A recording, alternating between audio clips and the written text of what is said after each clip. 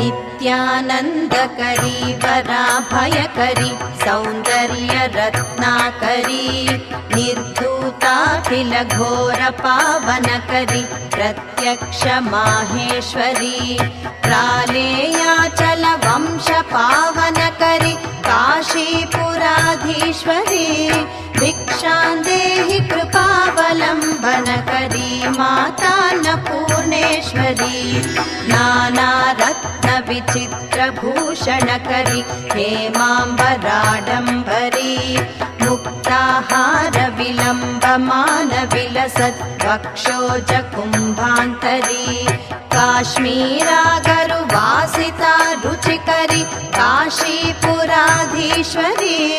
भिक्षां देहि कृपावलम्बनकरी मातान्नपूर्णेश्वरी।